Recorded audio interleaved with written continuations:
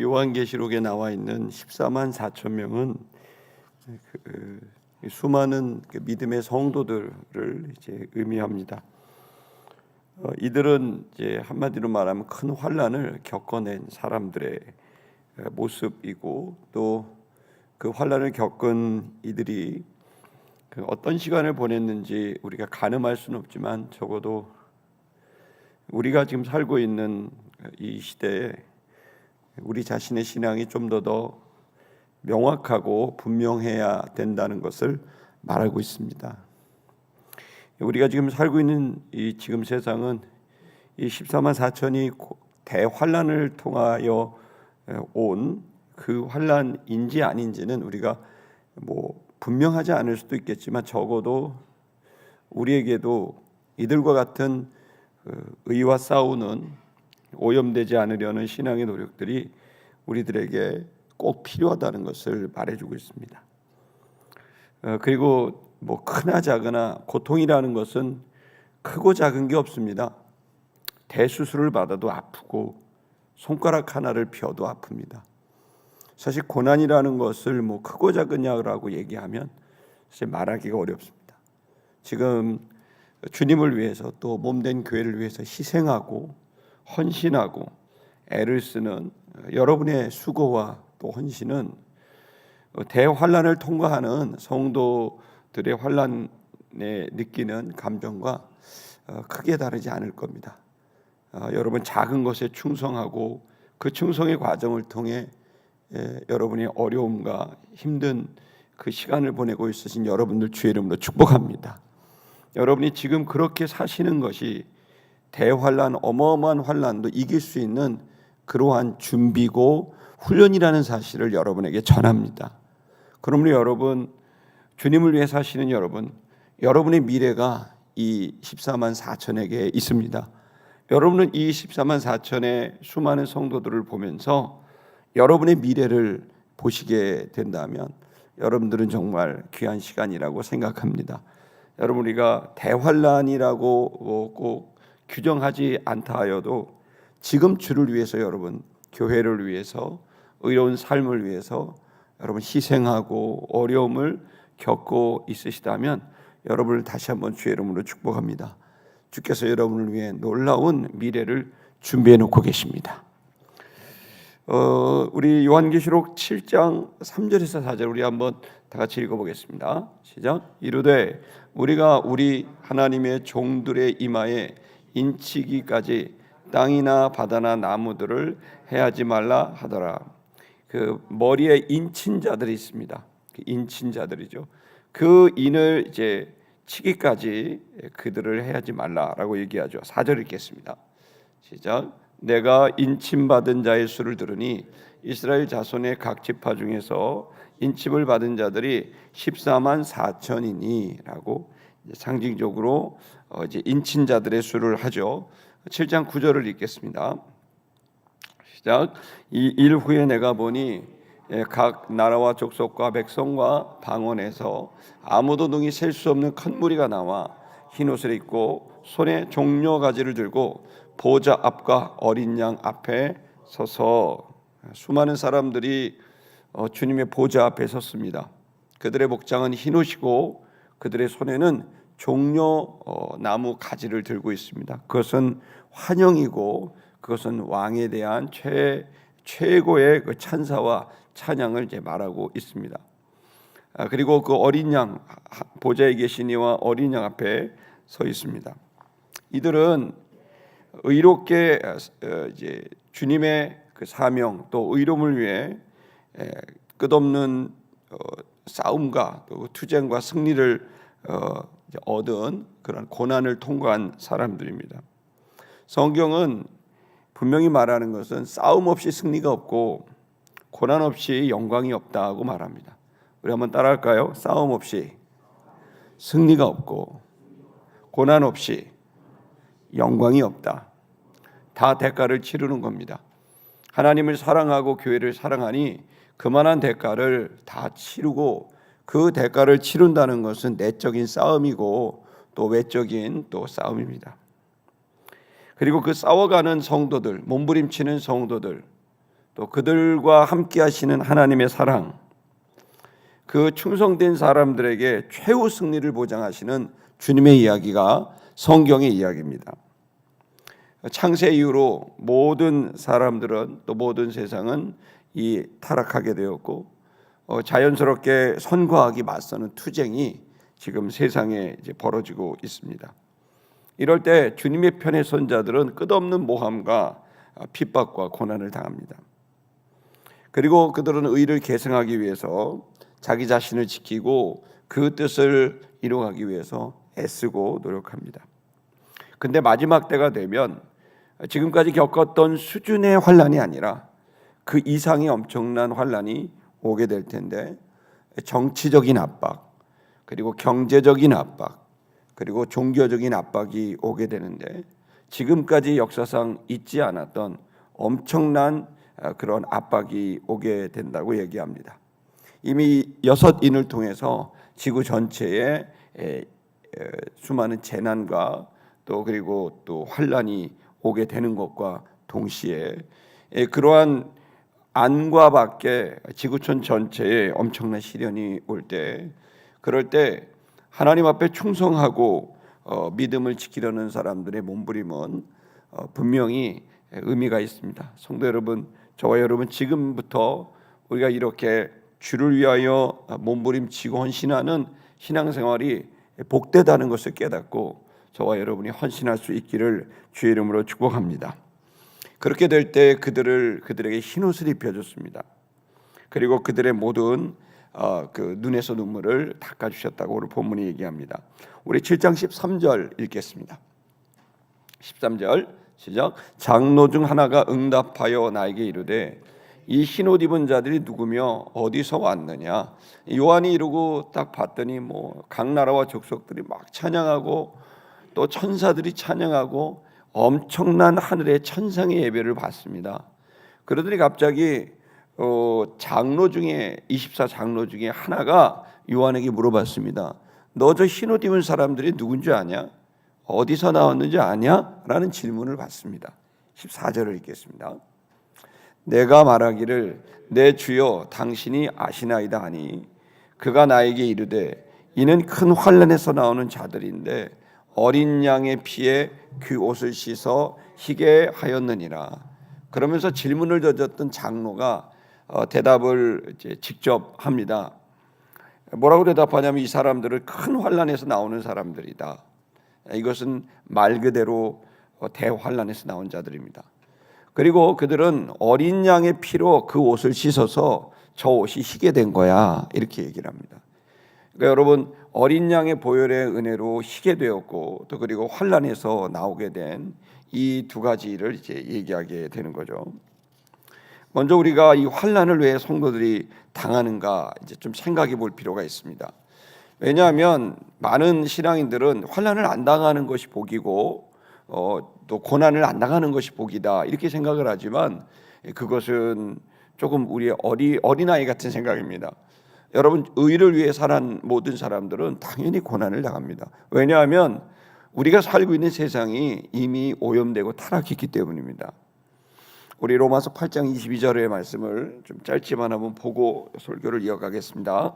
8장 22절 시작. 피조물이 다 이제까지 함께 탄식하며 함께 고통을 겪고 있는 것을 우리가 아느니라. 바울을 통해서 하나님께서 깨닫게 하시는 세상은 피조물 전체가 탄식하고 피조물 전체가 고통스럽게 보내고 있는 게 이 세상이라는 거예요. 여러분, 이 세상은 천국이 아니고 낙원이 아닙니다. 여러분, 당연한 것은 고난을 겪고 탄식하는 것. 여러분, 이것이 이 세상이 우리에게만 주는 게 아니라 모든 피조물이 이제 겪고 있는 현실이라는 것을 여러분 정확하게 이해할 수 있기를 축복합니다. 그것은 여러분이 잘 알다시피 이 세상에 죄가 들어왔고 그 죄악으로 말미암아 이 고통과 탄식이 들어오게 된 거죠. 여러분, 그래서 우리 성도들은, 교회는 그 시대와 역행합니다. 시대는 점점 타락으로 가고 있고 인본주의로 가지만 교회는 예수주의로 가고 복음주의로 가게 되기 때문에 이것은 전혀 180도 다른 방향입니다. 그렇기 때문에 이 세태가, 그리고 또 그 세태 뒤에 있는 악한 영들, 온 세상에 이렇게 거짓말이 가득할까요? 당연한 겁니다. 사탄은 원래 거짓말장이란 뜻입니다. 그리고 그 사탄에 세뇌당한 인간은 거짓말합니다. 크고 작을 뿐이지 나라 전체를 향해서 거짓말하냐, 아니면 그냥 옆에 사람에게 거짓말하냐, 뭐 그게 똑같은 거짓말이죠. 그러니까 옆에 사람에게 거짓말하는 버릇이 있던 사람은 전 세계를 향해서 거짓말하게 돼 있는 거죠. 그런데 여러분, 전 세계를 향한 거짓말은 진짜 거짓말이고, 옆에 사람에게 하는 거짓말은 가짜 거짓말입니까? 다 거짓말이죠. 다 반역이고 폭언이고 폭행이고. 그렇기 때문에 지난 주일에도 설교 말씀을 드린 것처럼 우리들에게는 정말 중요한 교육이 필요하고, 또한 그 교육에 한계가 있으니 성령을 받아서 그 영성을 추구하게 됐을 때 우리는 이 세상을 거슬러 올라갈 수 있는, 거스릴 수 있는 당당한 신자가 될 수 있다고 믿습니다. 여러분, 그래서 이 성도들, 경건한 성도들의 탄식과 고통은 당연한 것이라는 거죠. 여러분이 잘 알지 않습니까? 우리가 이 새벽 예배 시작했을 때 처음으로 시작한 설교 주제가 뭡니까? 8가지 복입니다. 그 8가지 복이 어떤 거죠? 여러분, 굉장히 탄식하지 않고 고난을 안 당하고 번성하고 번영하고 그런 내용이었습니까? 아닙니다. 심령이 가난한 사람들, 심령이 가난하다는 건 늘 마음이 힘든 거예요. 심령이 가난하고 심령이 힘든 그 사람들, 왜 힘듭니까? 천국을 가졌기 때문이라잖아요. 그러니까 천국을 가진 사람은 늘 마음이 힘들어요. 왜냐하면 이 세상이 천국이 아니니까. 천국을 마음에 가진 사람은 늘 마음이 힘들어요. 왜죠? 이 세상이 언제 이거 끝날까? 이 거짓과 반역이 언제 끝날까? 이 무관심과 이 외면이 언제 끝날까? 여러분, 애통하는 거죠. 여러분, 위로를 받을 사람, 위로를 미래에 받을 사람은 지금 애통하는 거죠. 지금 아파하는 거야. 여러분, 땅을 기업으로 얻을 사람들은 온유한 마음을 갖고, 지금 온유한 마음으로 마음이 부드러워질 사람, 의에 줄이고 목마른 사람, 의에 배부르게 될 사람들은 의에 줄이고 목마른 거죠. 자, 보세요. 지금 고난을 당한 것은 고난을 당했기 때문에 흰옷을 입은 게 아니라 흰옷을 입을 자이기 때문에 고난을 당하는 거예요. 신앙이 충성스러운 사람이었기 때문에 고난을 당하는 거예요. 고난을 당했기 때문에 충성스럽다. 이 말도 맞는 말인 것 같지만 진짜 맞는 말은 의로운 사람이기 때문에 고난을 당하는 거예요. 진짜 중요한 건 지금 벌어지는 일이 아니에요. 저와 여러분의 영혼과 저와 여러분의 마음인 거예요.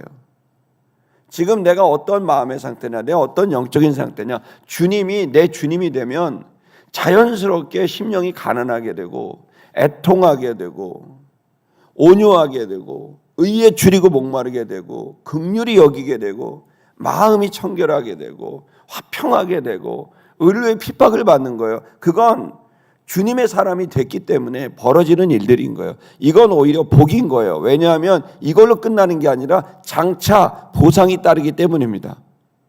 아멘. 그래서 우리는 최후 승리를 믿고 최후 영광을 믿는 겁니다.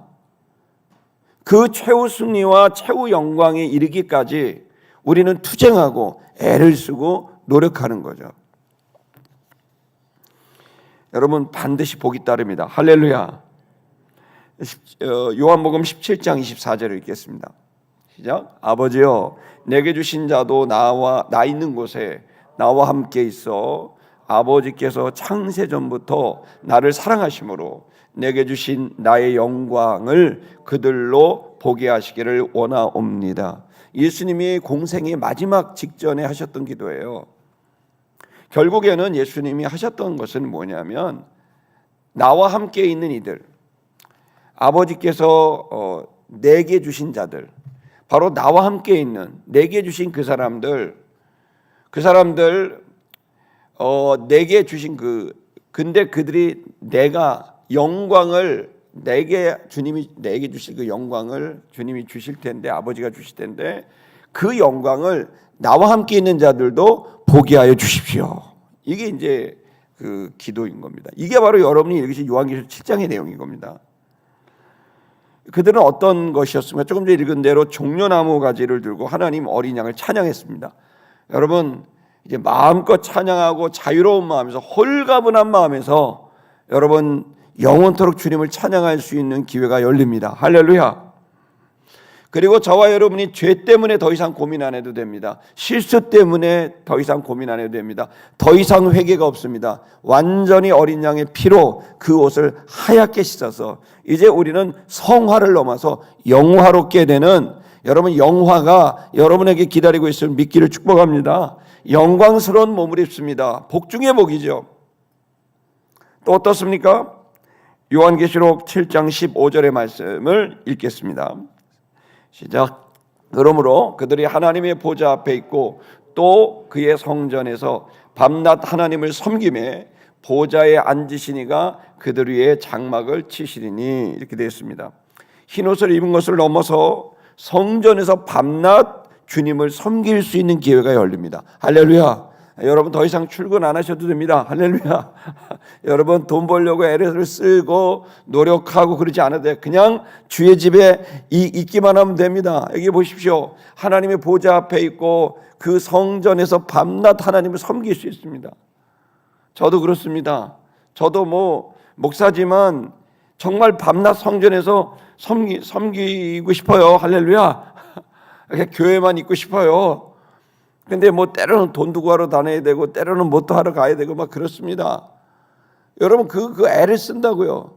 여러분도 그런단 말이에요. 이제 더 이상 여러분의 부담이 없이 정말 주님만 마음대로 찬양하고 종려가지를 들고 밤낮 주님을 섬기는 그 영광스러운 자리에 이르게 되는 거예요.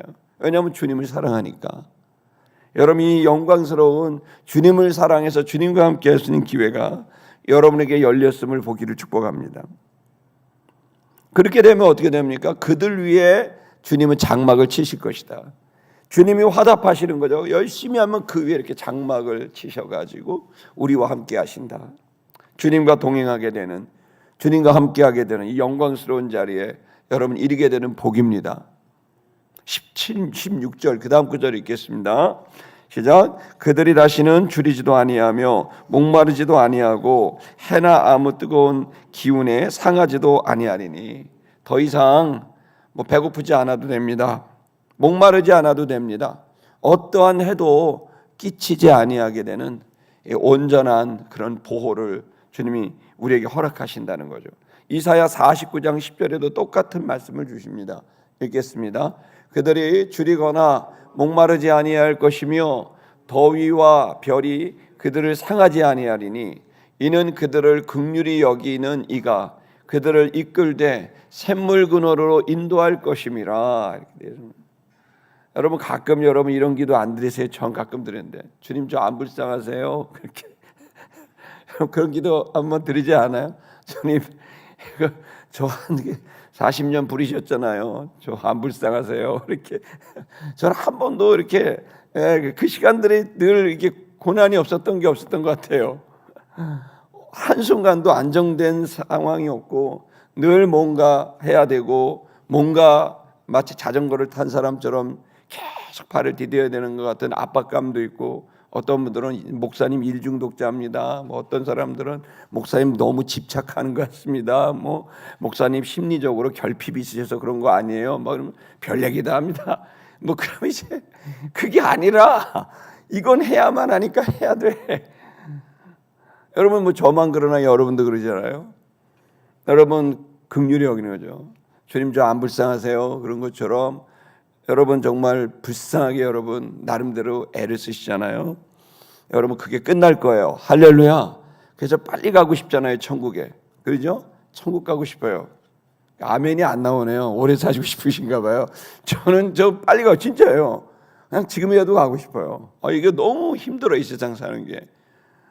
이 세상은 정말 내가 주님을 몰랐다면은 그냥 살 텐데 지금 주님을 알아버리고 주님의 교회와 또 주님의 이 영성 이걸 어떻게 내가 보존하냐, 이게 너무 힘든 거예요.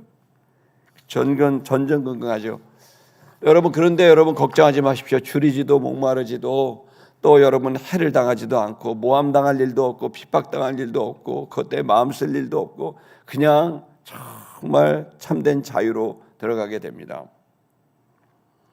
그뿐입니까? 주님은 목자가 되셔서 생명수 샘으로 우리를 이끄십니다. 여러분 7장 17절의 말씀으로 들어가겠습니다. 7장 17절 시작. 이는 보좌 가운데 계신 어린 양이 그들의 목자가 되사 생명수 샘으로 인도하시고 하나님께서 그들의 눈에서 모든 눈물을 씻어 주실 것임이라. 주님이 우리의 목자가 되셔서 우리를 여러분을 이끌어 가십니다. 어디로 이끌어 갈까요? 생명수 샘으로 데려갑니다. 생명수 샘으로 데려가서 어떻게 하죠? 그 샘에서 물을 떠서 눈에서 눈물을 닦아주는 거예요. 수고했다. 그 생명수 샘에서 물을 떠서 수고했다. 고생했다.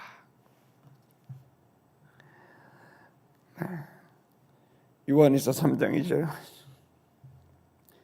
3장 2절의 말씀 보겠습니다. 시작. 사랑하는 자들아 우리가 어떻게 될지는 아직 나타나지 않아. 우리가 그와 같을 줄을 아는 것은 그의 참모습 그대로 볼 것이기 때문이니. 여러분 아직 나타나지 않았습니다. 그러나 나타나게 될 것입니다. 그리고 우리가 그와 같을 줄, 우리가 주님과 같이 될 줄을 우리는 알게 되겠다. 그의 참모습 그대로 보게 될 것이다. 3절도 있겠습니다. 요한일서 3장 3절. 주를 향하여 이 소망을 가진 자마다 그의 깨끗하실 것 같이 자기를 깨끗하게 하네. 그분을 본 사람은, 그 소망을 가진 사람은 주님의 깨끗하심과 같이 자기를 깨끗하게 하게 되겠다는 거예요. 여러분 그 나를 지키는 일, 또 그리고 주님께서 맡긴 사명을 지키는 일은 여러분 쉬운 일이 아니지만 복된 일인 줄 믿습니다. 고린도전서 10장 13절의 말씀을 읽겠습니다. 시작.